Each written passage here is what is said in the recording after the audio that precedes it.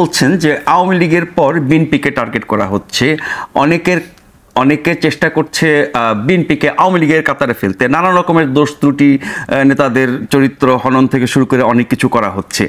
তার মানে হচ্ছে কি, এবং অনেক রকমের অপবাদও দেওয়া হচ্ছে। তার মানে হচ্ছে কি যে এই যে আপনার পরিবর্তিত রাজনৈতিক পরিস্থিতি, সেখানে আওয়ামী লীগের যেই পরিণতি হয়েছে বা হচ্ছে, আরও যেসব প্রক্রিয়ার মধ্যে দিয়ে যাবে, সেরকম একটা রাস্তায় বিএনপিকে ঠেলে দেওয়ার চেষ্টা কোনো শক্তি করছে। এতে কি বিএনপি আতঙ্কিত বা উদ্বিগ্ন? আমি একেবারেই মনে করি না নাজমুল ভাই। গত 15 বছর আওয়ামী লীগের জন্মের পরে এত শক্তিশালী অবস্থা আওয়ামী লীগের কখনো ছিল না। গত 15 বছর আওয়ামী লীগ ক্রমাগত ইলেকশন ম্যানুফ্যাকচার করার মাধ্যমে ক্ষমতায় থাকতে থাকতে তারা সেই শক্তিটা অর্জন করেছে। পুলিশ প্রশাসন, বিচার বিভাগ সবকিছু তাদের করায়ত্তে ছিল। সেই সময়ে আমি আওয়ামী লীগের বিরুদ্ধে খুব শক্তভাবে কথা বলেছি, এবং প্রতিপক্ষ যখন শক্ত থাকে, শক্তিশালী থাকে, তখনই প্রতিপক্ষের সঙ্গে লড়াইটা করা যায়। আমি ওই যোদ্ধা নই যে প্রতিপক্ষের হাত থেকে যখন তলোয়ার পড়ে যায় তখন আমি আমার তলোয়ারটা দিয়ে প্রতিপক্ষকে আঘাত করি। আজকে আপনার অনুষ্ঠানের মাধ্যমে আমি খুব স্পষ্ট করলাম। অনেকেই প্রশ্ন করে যে আপনি তো সবচেয়ে শক্তিশালী ভয়েসটা ছিলেন আওয়ামী লীগের সময়, এখন আপনার কথা অতটা আওয়ামী বিরোধী মনে হয় না কেন? তার 1 নম্বর কারণ হচ্ছে আমার প্রতিপক্ষ আসলেই ডুবে গেছে। এবং আমি যখন আওয়ামী লীগের সঙ্গে টকশোতে বসতাম, বিশেষ করে 24-এর ইলেকশনের আগে আমি বলেছিলাম আপনাদের এমন পতন হবে যে আপনাদের সম্পর্কে টকশোতে এসে যে একটা আওয়াজ করবে এই লোকও আপনারা খুঁজে পাবেন না, দেশ ছেড়ে আপনাদেরকে পালাতে হবে। আল্লাহর কি ইচ্ছা এক্স্যাক্টলি তাই হলো, এক্স্যাক্টলি। না হলে আপনি বলেন একটা আওয়ামী সুশীল, একটা আওয়ামী লিডার, আর একটা বিএনপি, এই নিয়ে কি আমাদের 15 বছরের টকশোর ময়দানগুলো চলে নাই? তাই না? এখন বিপ্লবী, অতি বিপ্লবী, বিদেশি বিপ্লবী, তাদেরকে তো আমরা 15 বছরের ময়দানে পাই নাই ভাই। হ্যাঁ, সো আমার প্রতিপক্ষের হাতে যখন আর কোনো অস্ত্রই নাই, তখন তার পেছন দিয়ে ছুরি মারা, আমার ছুরি আমার তলোয়ার ইচ্ছা মতো ব্যবহার করা, এটা সবচেয়ে বড় কাপুরুষের লক্ষণ। ইশাকা মানসিংহের সেই যুদ্ধের মতো। অ্যাবসলিউটলি, এটা সবচেয়ে বড়। এবং আমি সেই কাপুরুষ পরিবার থেকে আসি নাই, আমার রক্ত সেই কাপুরুষতাকে সমর্থন করে না। সো যেটা ন্যায্য, যেটা ন্যায়সঙ্গত, আমি সেটাই বলবো। এটা কার পক্ষে গেল, কার বিপক্ষে গেল, আমার কিচ্ছু যায় আসে না। এখন দেখুন আওয়ামী লীগের যেই নিষেধাজ্ঞাটা, হ্যাঁ, এবং আওয়ামী লীগের বক্তব্য প্রচার করলে তার ব্যাপারে শাস্তি দেয়া হবে, ফেসবুকে আওয়ামী লীগের পক্ষে কথা বললে তার ব্যাপারে ব্যবস্থা নেওয়া হবে, ফেসবুকে আওয়ামী লীগের কোনো ভিডিও দিলে তার ব্যাপারে ব্যবস্থা নেওয়া হবে। দুটো দল, দ্বিদলীয় ব্যবস্থা তো ছিল এত বছর, ফিক্সড ভোট বা রিজার্ভ ভোট, কনজারভেটিভলি আওয়ামী লীগের 30, বিএনপির 30, কেউ বলে 33, মাঝখানে আমি যদি 33 ধরি 66, মাঝখানে থাকে 34%, যেই ভোটটা সুইং ভোট, তারা কোনো দল করে না, কোনো মতের মধ্যে তারা নাই, যখন যেই দলকে তাদের ভালো মনে হয়, মোটামুটি যখন যেই দল ক্ষমতায় থাকে পরের নির্বাচনে অন্য দলকে তারা ভোট দেয়। এটা মোটা দাগে হলো হিসাব। এই 34% মানুষ কিন্তু গুনছে যে আপনারা কিরকম আচরণ করা হচ্ছে দলটির সঙ্গে।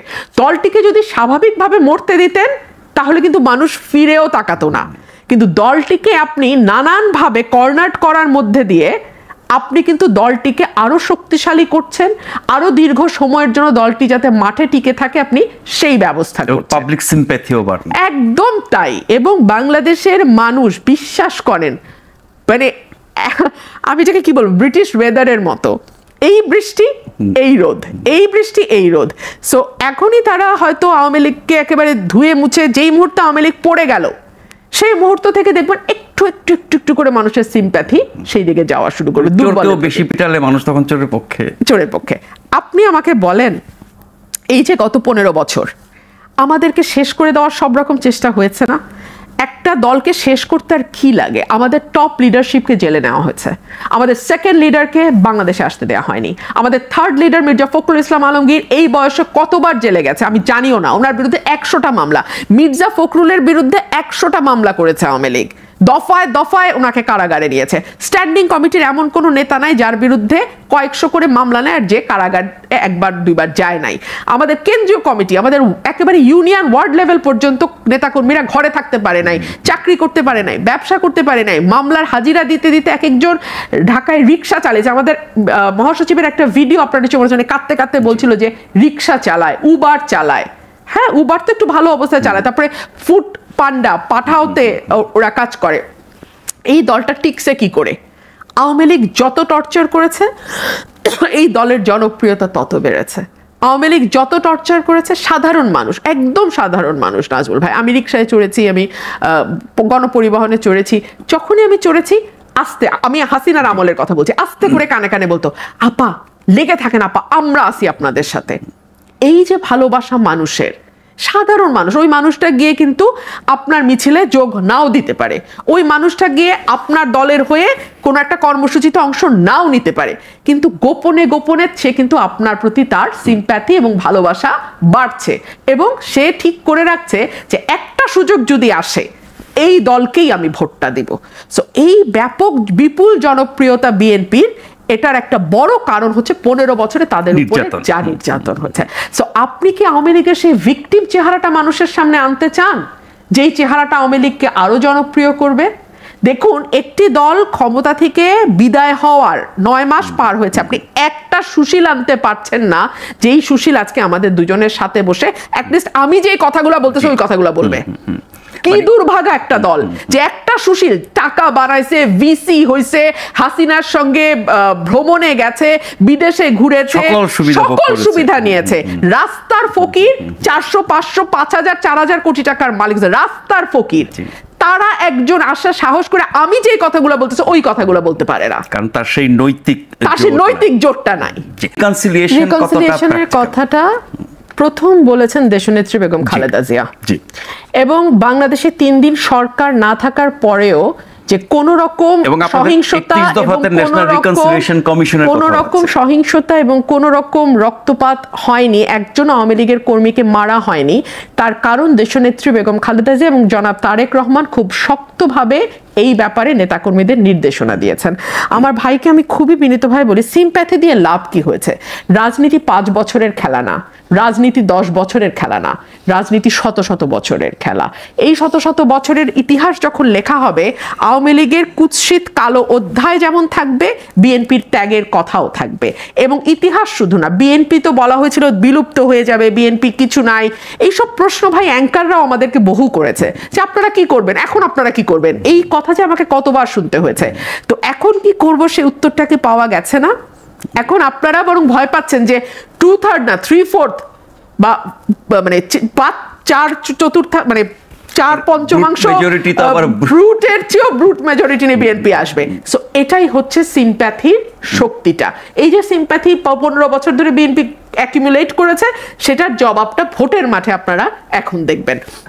সো সেই দিন থেকে যদি আপনি চিন্তা করেন যে আওয়ামী লীগের মানে আমি যেটা বলছি যে একজন শুভাকাঙ্ক্ষী বা একজন শুভার্থীও আমরা এখন আর খুঁজে পাচ্ছি না। কেন পাচ্ছি না?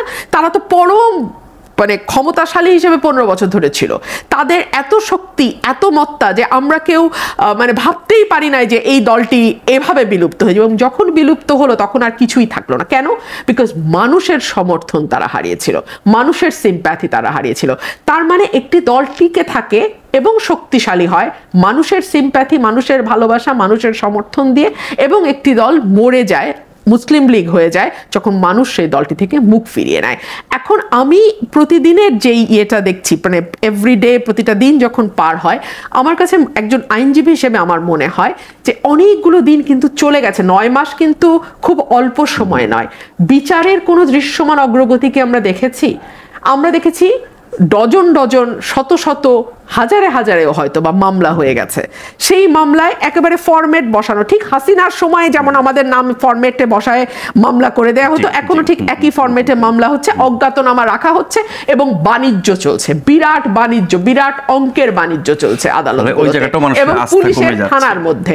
সো এইগুলো না আপনার কোনো নতুন বন্দোবস্তের ইশারাও দেয় না, নতুন সংস্কারের কথা বলে না, নতুন প্রত্যাশাও তৈরি করে না।